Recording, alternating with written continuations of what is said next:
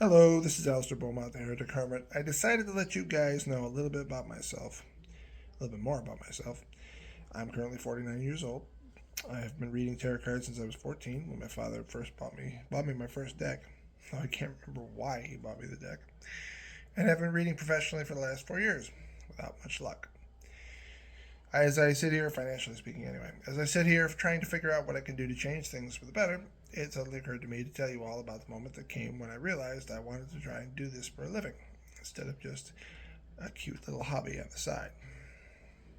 His name was Ethan.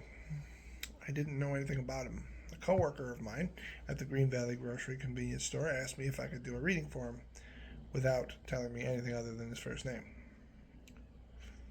No phone, or no photo, no details, just a name and nothing else. At first I told her no way, simply because I'd never done a reading where I knew nothing at all about the person, fearing that it would be my first major blunder when it came to reading, because up until that point, everybody I delivered readings to was perfectly happy with what I gave them. Although, well, at least with the accuracy anyway. I don't know about happy, I guess, because some of them were actually freaked out. That's a story for another time. But 2 weeks passed, and the itch to do another reading was something I couldn't resist. I love doing this kind of work, and nobody was calling me or asking me for one, so I told her I would. Sat down in front of my computer with my basic rider deck in my hand, drew the cards, and did the following reading. So, first card at the top, number 1, What Everyone Sees, came out the lovers. I said, outgoing, caring, emotional, and trustworthy, the others you care about.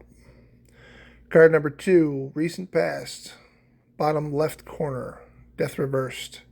You have avoided the change in your life, one that you cannot avoid forever.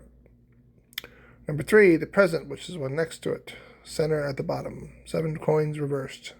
At the current time, your financial stability is in question. 4 was future next to that on the right, so bottom right, temperance, balance comes for you once you re-accept that which you cannot accept at this current juncture. Card number 5 was up in the upper left, the 2 of Cups, as you see there on the top, on the center on the left. Relationships are what you are all about. For 6 for Yang, 10 of Cups. You are very generous, and this generosity brings you a happiness you dare not dream of living without. 7 is in the center at the top, just below the lovers. The Empress reversed. You feel cheated by the world. You give so much and receive so little, especially with what was happening with the events at hand at the time. And finally, card number 8 below that, the Nine of Swords. What you think you give is not what you actually give, and the relationships you have are more rewarding than you realize. Then it came down to the summation. That's how I did it back then anyway. I do it a little differently now, but there's a strong pull in this read toward the Grim Reaper, the one who comes to end one part of your life while opening the door to the next. It is within his grasp that you find yourself in turmoil, questioning yourself as to whether or not you are who you think you are, and whether or not those that you care about truly have your best interest at heart. But what troubles me about this reading is the center itself, the Nine of Swords. It is the card of nightmares, projections of reality that are quite terrifying but nevertheless imaginary. What you think facing the Reaper will do to you is not what will actually happen, and what you think you will lose, you will not lose at all, even though it may seem that way right now from your perspective. You have to understand, what you are perceiving right now is fear, and that fear is overwhelming you and your decisions. Once you let it go, once you let go of what the Reaper is trying to end for you, a new world will open up before your eyes. All you must do is face it. Remember, the Reaper's job is to remove that which has come to its time. All things come to an end at some point, but when these ends are necessary, and always give way to new beginnings. When one door closes, another one opens. Face your fears. Once you do, temperance awaits, the angel that will guide you and give you balance. Then, because of the way I used to do it, although I do it this way on the PDF readings that I do for people, if you're interested, I went through the numbers, which is there were 4 majors in this reading and 4 minors, which means what was happening was supposed to happen. Anytime you have almost half of the cards being majors, it's destiny. You had elements, which was 2 air, 3 water, 2 earth, and 1 fire. Water being about emotions and relationships. Air and earth being about long-term success, their repercussions, and air being about fears mostly. Cups, swords, and coins. 2 cups, 1 sword, 1 coin. 1 sword for the intelligence, the fear part. That's where the Knight of Swords came in. 2 cups for the relationship between him and his mother, and the 1 pentacle for a new road to go down. And finally, the numbers. You have 1 2, 2 3s, 1 4, 1 6, 1 7, 1 9, and 1 10, which is just 2 3 3 4 6 7 9 10, and then of course I did the analysis of that. So in the end,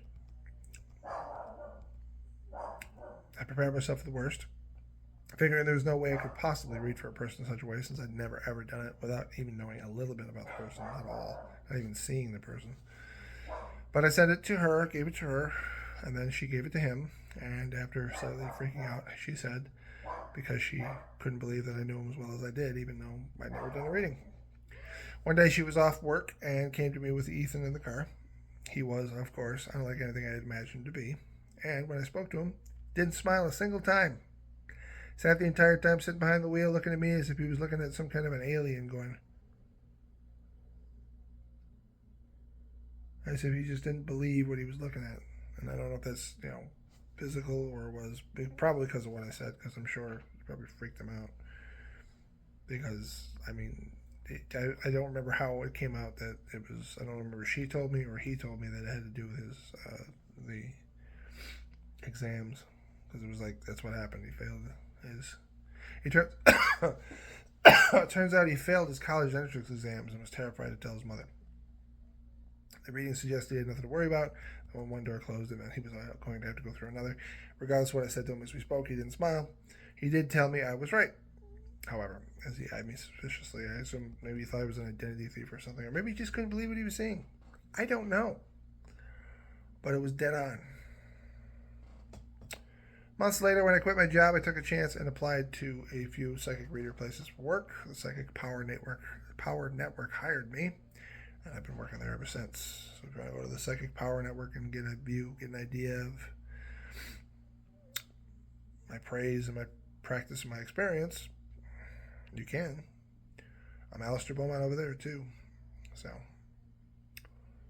yeah. And that's my story for how the last reading I did for a friend before I decided to try to do this professionally, because I have a gift to this, apparently. Thank you very much for watching this video. Please like and subscribe so you never miss a new one, even if it's not your birthday. Although now this has nothing to do with your birthday, but whatever. Leave your comments below, but only if you can do so in a civil and respectful manner. Visit the official Heretic Hermit website through the link in this video's description, where you can order your own PDF reading. I can do it just the way I did that one, although it's a little bit tweaked. It's a little different these days. You'll see the description on there now. Or you can make an appointment with me for personal readings by texting, phone call, or video chat. Head on over and check it out. For all the roads I've traveled down in this mystery we call life, I have learned this, that questioning the world around you may separate you from others, but it is the only way you can find the truth in a world full of lies. We must keep each other honest to avoid the catastrophe of our nature. Always question everything. May the universe guide you to prosperity and happiness, and I will be seeing you.